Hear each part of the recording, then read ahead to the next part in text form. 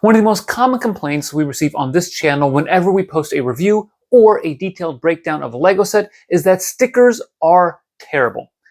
Certainly, I prefer printed pieces over stickered elements, but I also understand some of the economic and artistic justifications for why Lego uses stickers instead of printed pieces in their sets, even some of the most expensive sets out there.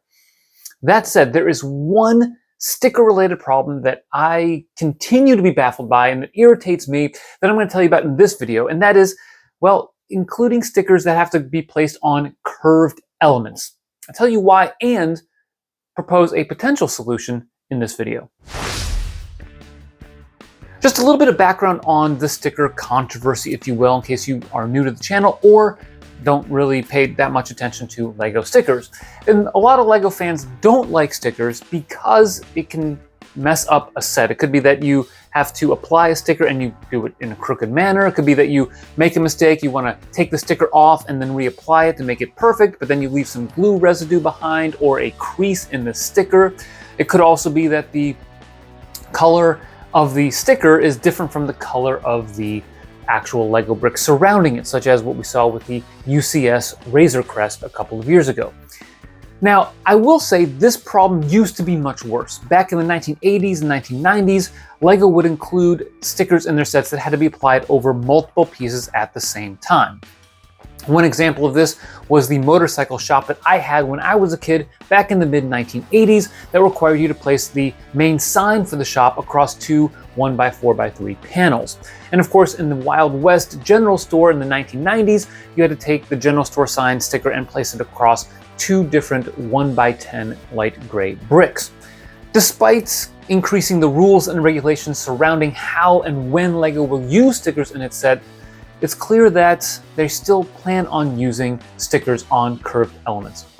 This is seen by three recent examples over the last year or so, each of which I think poses a different problem to why I don't like stickers on curved pieces. The first set that I'll use as an example is the Snow White's cottage, which requires you to place some stickers across some curved slopes that will make up the pipe organ. Now, the problem I have with these is that anytime you have a curved element, it makes it difficult to identify the angle at which you are placing the sticker. Instead of placing on a flat 1x2 tile, for instance, you are placing it on the same amount of surface, but that surface is curved, and it's harder to get that perpendicular to the edge of the piece. Now, if you make a mistake on a curved element, it may not make a huge difference to some people, but if you have an 18+ set that you were using and you want the best results possible, getting that sticker on straight is the preferred option. And of course, if you make a mistake, unpeeling it causes creases and glue residue to be left behind. Now, of course, curved elements are going to take many forms, one of which are the pieces that we have in Snow White's cottage, but another type is what we see in perhaps the most infamous example of stickers on top of curved elements, and that is the Gringotts Bank from last year, the $500 collector's edition set that adds on to Diagon Alley and includes this massive underground vault, has for the main sign, well, it has this. And if you're a Lego fan and you know of this set, you probably have heard or at least seen the problem with using stickers on these curved pieces. Now, I don't think this will be a problem just with curved pieces, but I think it adds to the problem given the complexity of the piece itself. And of course, having to have borders on the stickers means that there's going to be a gap between letters as you go from one piece to the next, and you end up with this really big gap between the letters in Gringotts Bank. Now, another interesting component to this set is that on the interior, there are these 2x4 double curved pieces that are printed with some wear and tear to the bricks. And those look great, and not having to apply all of the stickers is a way that we can see some great detail and depth on the interior, but they decided not to do that for the main focal point of the set, which I thought was a bit puzzling. Now, another element to this, and you can see this in the Gringotts set, is that right above that and to the left is this curved panel that has a sticker on the outside. Now, that in and of itself can be problematic. The bigger the sticker, the bigger the problem is, even if you're off by a fraction of a degree in placing the sticker. But if you have to, say, place that sticker on the other side, the inside of a panel, then that could be even more problematic. And we see that with the brand new barred door. Now, we have the barred door. I think it's a fantastic set. We've just released our review of it, and I hope you watch it. I'll put the link right up here. But the reality is you have to place many of the stickers on the inside of these large quarter round panels. Now, the problem with that is if you make a mistake, it's harder to peel the sticker off because of all the ridges of the inside of the panel. So instead of just having to contend with the smooth outside of the piece, now it's all the ridges and details of the piece itself. And placing those stickers really put a lot of pressure on getting it just right the first time, and honestly took a little bit away from the building experience. So what is the solution to this?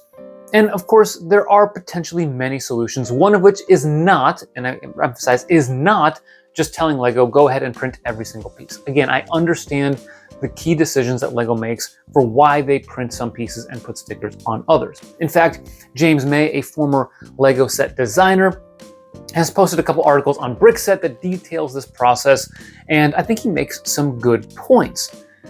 But one thing that he does note is that LEGO has made some rules as it pertains to not placing stickers on complex curves and slopes like dome pieces or special bow slopes. So my solution would be, let's expand that definition of complex. Instead of saying, okay, we're going to just place on all but a couple of slopes, why don't we be very judicious as to which curved pieces you can actually place stickers on? Some that are medium sized, some that are going to be easier to fix than others if you make a mistake, and certainly not on the inside of corner panels. I would also note that deciding when to use stickers, some of the set designers could maybe do a better job. Instead of using it for the main sign like in Gringotts, keep it for some of the interior things, even like barred door. Now, I understand there is a trade-off here, that if you restrict the number of pieces or curved elements on which you can place stickers, you might have to change some of your building techniques, and that could maybe add cost to the set. And I'm willing to entertain that argument. However, I do think by expanding this definition, maybe we won't see quite the same usage of stickers on curved pieces as before, especially on those sets that are 18 plus. Does that mean that everything's going to have printing or stickers on it? No. I think, for instance, the Snow White set doesn't need those stickers to really add to the ambiance of a set. We know that you're talking about a pipe organ when you build that part of the set. So maybe instead of adding some of those details, just let it be. Now, if you have a solution to this problem, go ahead, comment down below. I'm curious to know what you think that can be done to fix this particular problem. Thanks for watching, and always remember to keep building together.